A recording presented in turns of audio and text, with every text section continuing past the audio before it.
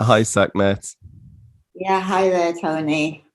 How are things? Are they busy? You busy at the moment? As the pandemic changed things? It has.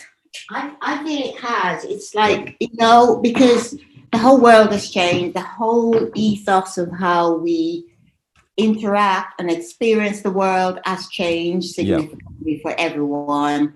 And I'm finding that a lot of the people I've worked with, there's so much uncertainty in their lives. And yeah, so it's a bit of a roller coaster at the moment.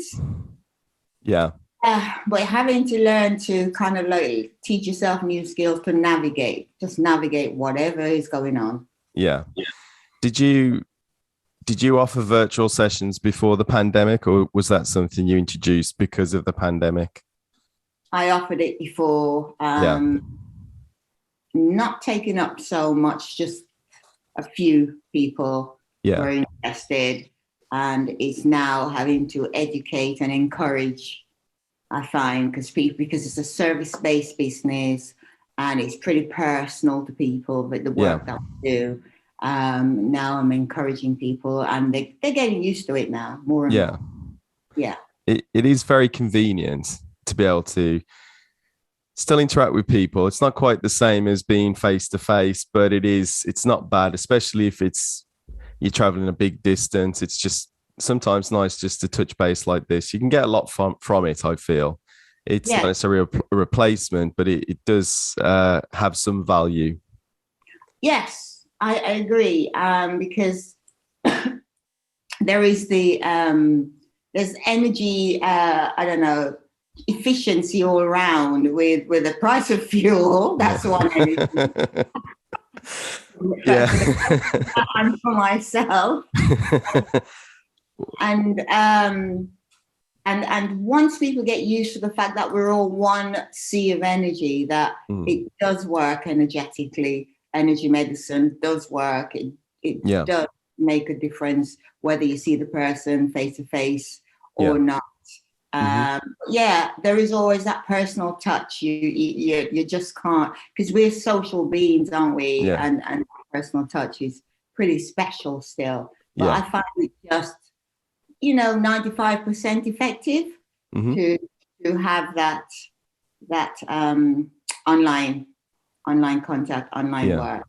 I find it, and me too. I've had to myself bring myself up to that speed of just reorganizing my life in that way, set up your home in that way, the therapy room in that way. So Yeah. yeah, adapting as we go along and stay open. How long have you been running Sakhmet Care? Okay, so I formally shifted from one role into this role full time in 2020, just before everything went. Before that, I'd been working on a part time basis at weekends with individuals who are interested in my line of work for about 20 years. Okay. That was part time. The 9 till 5 was as a probation officer. So that was then went into child protection, Yeah. and then take on my passion full time the last 2 years, just coming up to. Have Yeah. have you always been quite spiritual? Have you always been into spirituality and well-being and the world around you? And I've always been curious, very yeah, curious. I was I should say fortunate to be brought up during my formative years, or until I was 12, to be honest, by my grandmother in Jamaica. And she was very much a naturistic type of person. yeah, She knew whatever ailment that I had, she knew which plant, she knew which bark of which tree. So I was like schooled unbeknown to me yeah, during those years. And when my son in this country became quite ill from the first vaccination, yeah, with asthma and eczema, I turned to alternative. It was quite natural that I turned to alternative medicine to yeah, treat him. So personally, I was of that mindset anyway, my value system was pretty much ingrained in that way, to think that way. In terms of spirituality, I was curious. Didn't pursue it until about 25 years ago, to be honest. When I had this traumatic accident at work. You know the story of this accident, then you wake up. I had this traumatizing experience, which the accident left me unable to walk or talk. And I was like, bedbound. And prior to that, I was very active, very sporty, very much into keep fit, very much into taking care of my physical body, not understanding that the emotional bodies needed equal amount of attention as well. And whilst I was there in that bed, because my mindset to get up and not be a victim, or I'm still not a type of a patient person. I don't want to be a patient. I like to get up and go, get things done, move on, what's next kind of person. So I turned again when I was ill to alternative therapy. I sought and was very fortunate to find a very good acupuncturist. And with regular treatment, I was able to become mobile again. Yeah. And from that, the curiosity grew. I did some research around acupuncture, learned about qi, learned about energy, and the rest is history. From that, I got trained in various modalities. Yeah, so that's kind of like a snippet of my journey. It's interesting because I'm quite interested in alternative medicine. I mean, they call them alternative medicines, but really a lot of the drugs, they're derived from natural ingredients. They're just put into the chemistry may be altered, but essentially it's derived from natural ingredients. And I think there's a lot to be said for the wisdom of people who used to use these things before we started to become over-reliant on medicines and big pharma, etc. And I think a lot of that information, unfortunately, that knowledge is being lost about how the natural world can help you recover without going for the medicines, etc. And that's a shame. It is. And I think given the current situation since the lockdowns, international lockdowns, people have been given space to think and rethink their life, their lifestyle, their health and well-being, etc. I mean, plant-based, everyone's, they're hearing about plant-based foods. Yeah. So I think the seeds are growing, the seeds are being sown and they're, they're growing out there. But before that, before veganism, I was vegan about 20 years now, before it's become fashionable. Kind of like a fashion. Yeah. And so, educating people about this, it has been a journey and quite an experience for myself. Because since the industrialization, the NHS, or before the NHS was developed or established, doctors kind of compartmentalize the whole body, and they started to specialize in, like, I'm a cancer patient, so I can only see one particular consultant. Yeah. And before that, a practitioner knew all about the body. General practitioner knew all about the body and which medicine, which poultice to use, etc. And a lot of it was plant-based. Yeah. And to make it a holistic approach is what we need, because conventional medicine has its place. I wouldn't even choose to deny the place that conventional medicine has, but also the naturistic type of approach is very important, because the plant kingdom is huge, it's vast, there's so much to learn about the plant kingdom. You got to be careful which one you're using for which ailment. So it is quite a journey itself to learn about all of us, all inside of us, and all that is outside of us. Yeah. We are not just this physical body at all. We're so much more. And that's what I love to look at.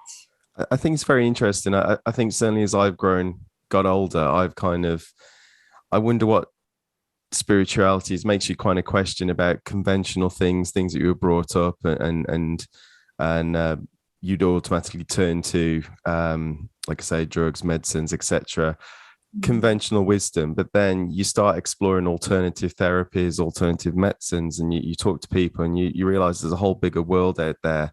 You know, there's other medicines that may actually treat you, or you may prefer, you know, without necessarily going down the conventional route. Like you say, it's not to deny it has a place, but I think sometimes we're not necessarily on purpose, but I think people are closed, or they don't appreciate there's alternatives out there, like you suggest, like acupuncture. Are you able to explain a little bit about what those are? Yes, of course.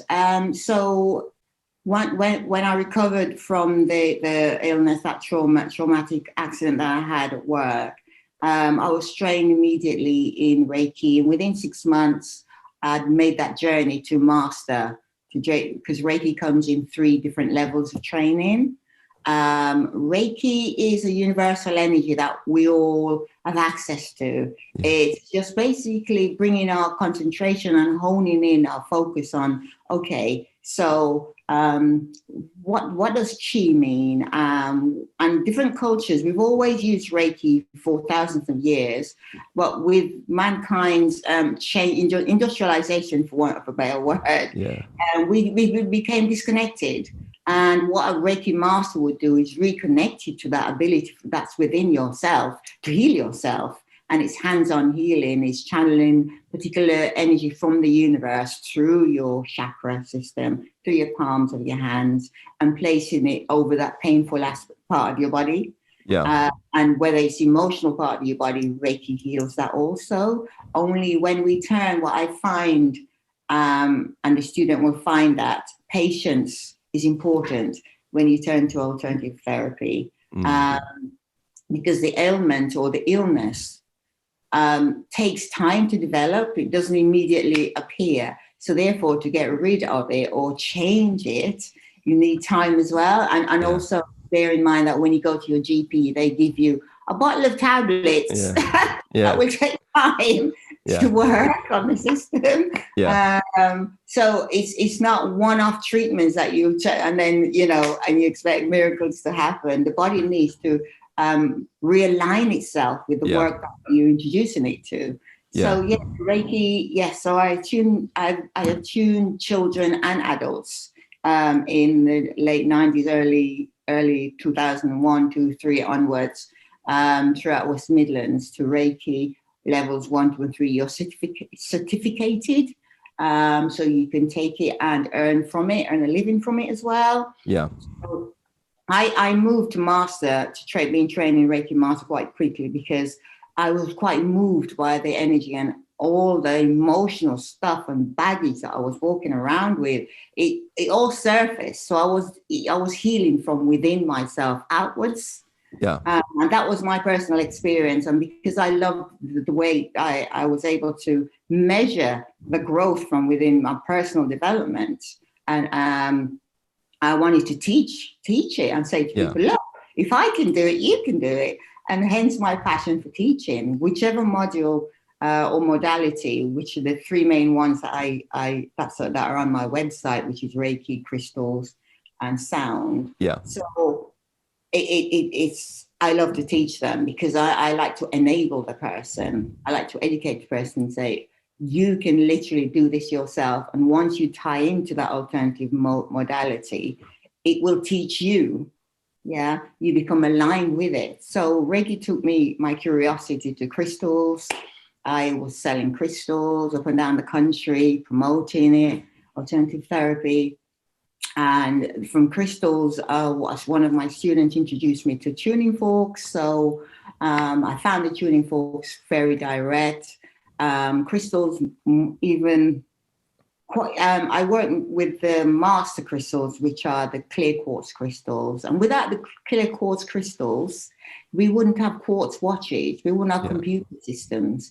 They're about precision. They're amazing. There's so much that scientists depend on crystals for, but it's not a common, knowledge. And these are the things that I feel strongly that should be taught in schools. Why would you use a crystal? What did our predecessor use crystals for? The Romans when they were drunk, they used to grind up amethyst crystals and drink it, and literally put it in a liquid or tea or whatever and drink it, to recover the next day. The American Indians, when you were ill, they would literally put the crystals under your skin, and crystals, for laser beam, for precision, that's a crystal in there, believe it or not. And once I became trained in sound, because I felt that the energy of the planet were moving, it was shifting. I mean, we are literally living a different the planet is living in a different dimension. It's in the 5th dimension. So I find that sound would be a quick route to take to the community to say, look, we need to speed up our vibration. We need to speed up the way we're living, the way we're thinking and behaving and interacting with each other. And if you want to shift your frequency and vibration, sound is a quick way. So I've introduced that amongst my packages. And it's with tuning forks. There are different ways to work with sound. You have music, and if we pause for a moment and just think of the variety of sounds that comes from music and how we feel. If you want to get things done, we play a particular type of music. If you want to relax, go to sleep, you have your binaural beats out there that you can tap into. There's meditation music. And so music teaches you about your own body, to be honest. When you look at the quantum world, quantum physics is what spirituality is all about. That's the underlying theory of spirituality. It's not a woo-woo. Someone calls me, or they call it the woo-woo stuff that you do, Sakhmet. It's quantum physics we're talking about. It's measurable. It's measurable. So sound healing. So I train in crystal healing, teach you how to work on your main chakras. There's 7 chakras. However, I'm trying to get students now to shift to the 13 chakras. There are 13 main chakras that we should be working with, not 7. And the sound, when you're trained in sound, you work on 10 main chakras.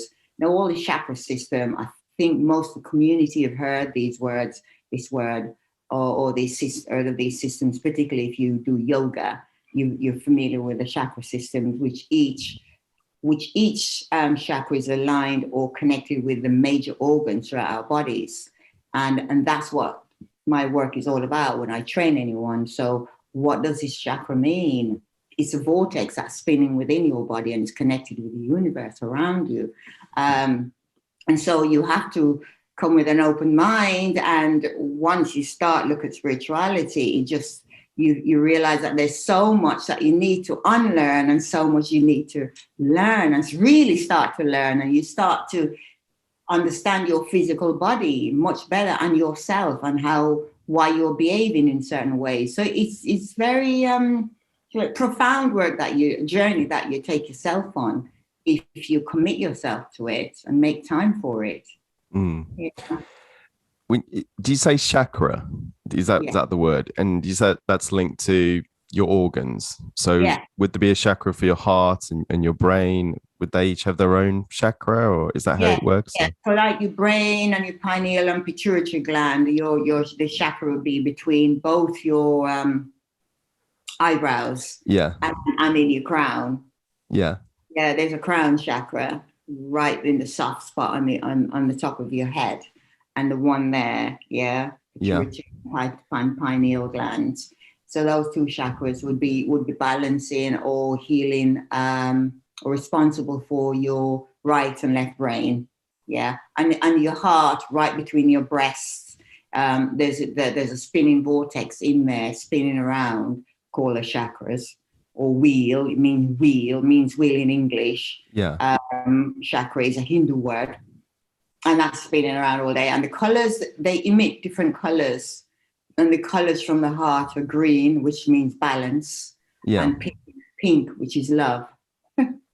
That's nice. It's interesting because talking about balance and chakras, it seems that in different cultures over the expanse of time, there's always been this belief in balance. I mean, you have the 4 humours in the Greek medicine, where you have bile, black bile, green bile, blood, phlegm. And you purge one. If you have an illness, it's about you having imbalance in one of those humors. So you have to like bleed yourself or kind of counteract the imbalance to realign the balance, and that will bring health. Yes. So it's obviously something that a lot of cultures have given a lot of weight to, and obviously, like you say, it is quite important, this balance, and it seems to be a repeating theme across the world, really, in different places. Yes. We all strive for homeostasis, which is about, like you say, balance, where all the cells in your body, they are vibrating at a balanced rate. They're all in harmony. They're not taking energy from the left arm to fix the right. Do you know what I mean? They're in balancement. And this is why, you'll find alternative therapy will challenge your value system, your morals and principles, because it's your morals and principles that enables you to have that balancement. You living your truth, living your truth as much as possible to align yourself with who you really are. Is living, what do they call it in America? Living your best life is a term. I think that's something everyone aspires to. I think that's what the appeal is of, like you say, the wellness. And I think that certainly has become more popular over recent years, looking at alternatives to just looking at medicines, etc. And I think there's a lot of interest in how people can improve themselves through changes in their lifestyle. I know you talk about diet and nutrition in your website, and just learning a bit more about your body.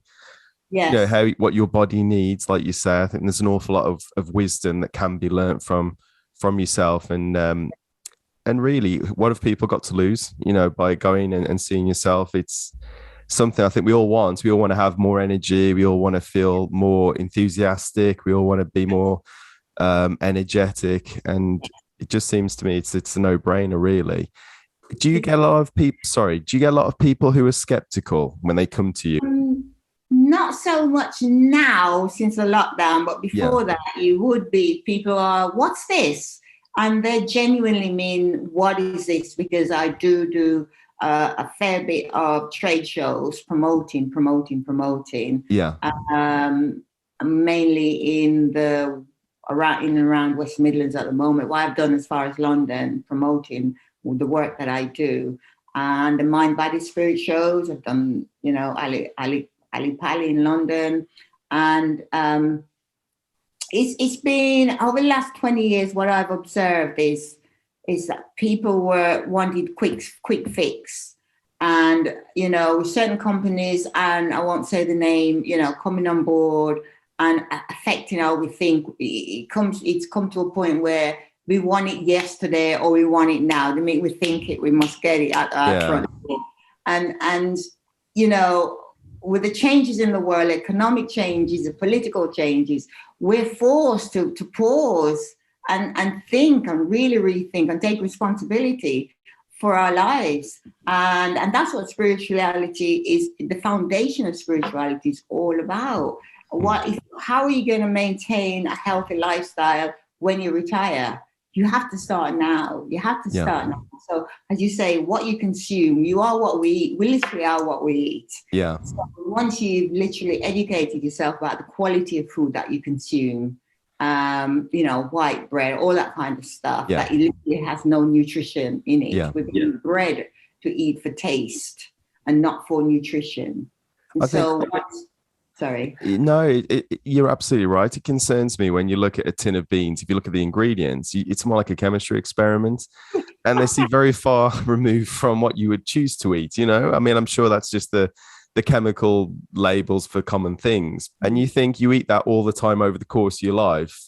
Yeah. Does anyone check what we're eating is correct? Yes, it is the quality of life as you get older. Do you want to get down the road of diabetes and then you're on medication for the rest of your life? Yeah. Or you're going to be proactive. Proactive way is to think about what you're putting in your body. If you have a car, the car needs maintenance. It needs its regular MOT. It needs oil and what have you, the right oil for that particular make of car. Yeah. And so it's how we approach. Do we want to approach our body that way? Respect the vehicle. This vehicle that every day we get up and it takes us here and takes us there. and there are times when it gets, worn out. What has gone wrong? What has gone wrong? So looking at sugar, the way supermarkets are about, we're in a system where it's money, everything's monetized. And to study, the human body has been well researched and well studied, and we know that we want immediate gratification. The supermarkets know this. They know the psychology of the human body. They know how we think. We want immediate gratification, and we like things to be sweet. And the brain depends on sugar a lot. We know this, but too much of it and the quality of the sugar is not good for our body if it's, white. If the goodness has been removed from it, to make it as cheap as possible, it can't be good for our body. I'm not going to go down and make a whole list of what we should be eating, but I'm going to just say to people, for your physiology, your physical body, it's an amazing temple. If you take time to study it and see how, the amount of enzymes that's produced when you eat white bread, to the amount of enzymes that are produced when you eat brown bread or eat plant-based. Minimum enzymes are needed to be produced by the body to break down the foods that you eat in comparison to the unhealthy food, the amount of enzymes. And that's what makes the body tired and wear out over a period of time, because it's busy producing all these enzymes to break down the food that you eat. Yeah. It's not good food. No. If you're a raw foodist, for instance, which I've done for a whole year, my whole physiology changed, completely changed. The way I think, I was much, quicker in my thoughts. Mm-hmm. And if I'd cut myself, by the end of the day, it had all healed up and I saw it. I could watch my hand, healing itself while I was on raw food diet. So, people can try different things, just experiment if they don't believe what, health coaches are telling them. I think that one of the problems people have, there's just so much information out there, and a lot of it's conflicting. You hear so many different things about veganism, the kind of plant-based diets, should say, and the benefits to the body. Then you'll have a counter argument about, well, maybe actually it's not all it's cracked up to be. And because there's such big values, big sums of money involved, you don't know if these groups are being lobbied by the big, pharmaceuticals, the big food manufacturers. So you kind of don't know who to trust. But I think, we all want to be healthier. We all want to have more energy and live longer.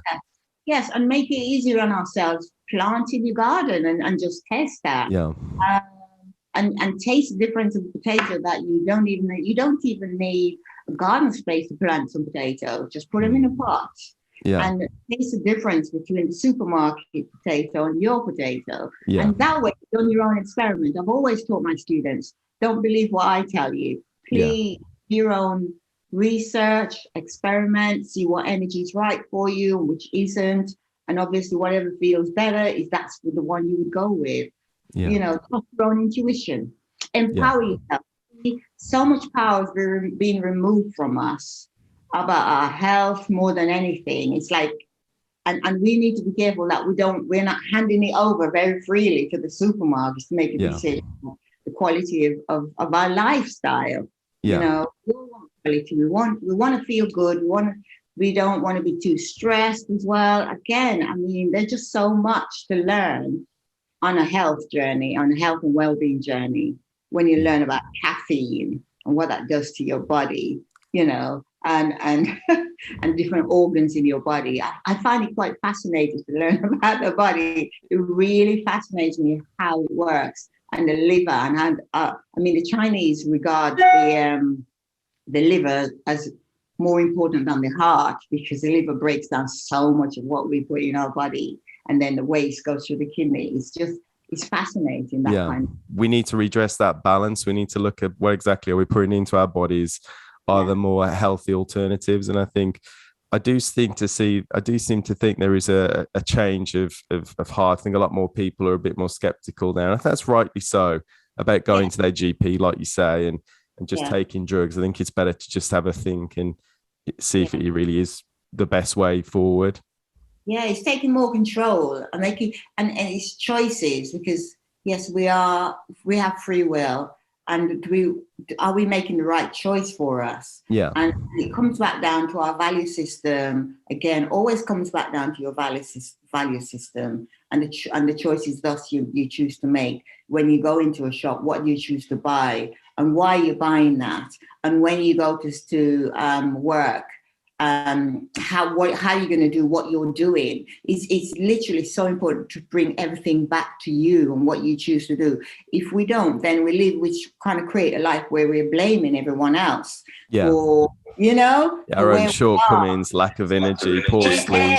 Exactly. It's a choice we make, And so with the work that I do with individuals, I work on a one-to-one basis to guide them spiritually or guide them on the personal development, or provide them with therapy, or train them how to heal themselves. So when someone comes to me, if they want spiritual guidance, then I take them through skills of meditation, how to protect themselves. The importance of meditation, which is teaching us to be still. That's another way of tapping into our own inner strength and innate abilities. Yeah. Because we're in a world where stillness is like, it's a rare commodity, isn't it? We don't do stillness. So I find simple meditation is so the consumption of water on a regular basis throughout the day, and meditation is as important as taking, a quick pill to fix the pain immediately. And meditation is so powerful. And the irony is with those things as well, they're cheap, they're plentiful. You've got an endless supply of water in your tap. You've got as much time as anyone's got. It doesn't matter how rich or poor you are, you've still got as much time in the day as anyone else. But I think, like you say, people want instant gratification over things. And these things take time, because if you've lived, to your middle years, you've got a whole lifetime of years to untrain, to deprogram all that way, that habit, that habit forming years. And it's not going to just be done in a few days. But, look at yourself, full of energy. It just, people like you, it's kind of like, shows you what you can achieve by making a few simple changes, like you say, your sleep, your immune system. It's a lot better. It's important. And regular meditation. I mean, I'm nearly 60. I'm nearly 65. So and it's just having a lifestyle that is comfortable, and the way you go, what you do, the kind of people you spend your time with, making the right choice is at the end of the day for you. If you go somewhere, if your friend invite you somewhere and it's not a comfortable energy, comfortable feeling, when I say energy, comfortable feeling when you're there, then is that place for you? Yeah. And it's just acknowledging what you're feeling. That's where it starts. It all starts. How am I feeling? My wife wants me, my partner wants me to do this, but how is it feeling? Can I say to my partner, I hear what you're saying, but for me, this is how it feels. Even if you do go, it's good to get it out there, because these are the things that us therapists find when we work with individuals, that when they come to me, it's like we do some regressive work, either regress on your current life or your past life. Okay, current life, what is going on for you? Let's do a deep dive, as they say in America, and just see what comes up. And do you want to heal what comes up, what you're feeling about your mother, your father, current life? Unless that needs to be healed, because that kind of feeling, when we're looking for balance and homeostasis, when we need to drink coffee or alcohol to suppress what we're feeling, it's still there, even though you've suppressed it. It does impact on you throughout your life, unless you do the work, the one-to-one work with someone, or in a group setting, at your own pace. Again, you choose. Always empower yourself. Always choose to empower yourself when you're on your journey of self-healing. It's like you say, it's holistic, isn't it? It's about not just changing one aspect. You have to look at your whole self in terms of, obviously, make small changes first, and like you say, it might be a deep-rooted reason for the way you are, but it's about, like you say, taking yourself out of situations which may be toxic, looking at what things make you unhappy, maybe drinking, like say, more water, consuming less alcohol. It's about balancing all those things in moderation, isn't it? It's a holistic approach. It is. And it's not judging anyone or judging yourself, not being hard on yourself either whilst you're on your journey.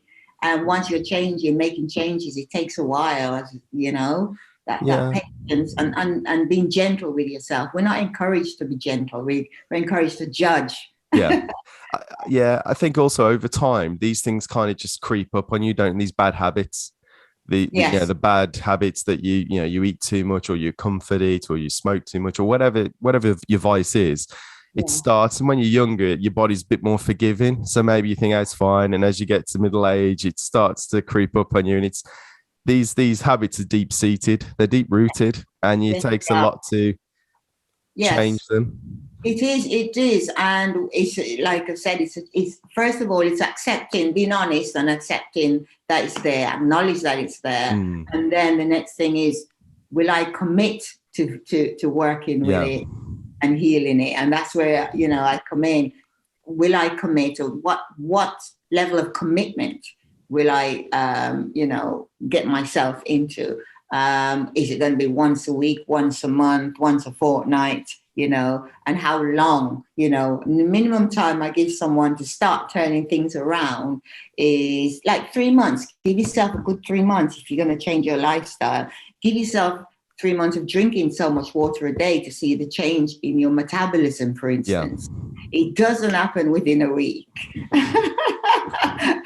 And if you're going to change to reducing, red meat to white meat, for instance, which is chicken and fish. Give your body time again to see the change.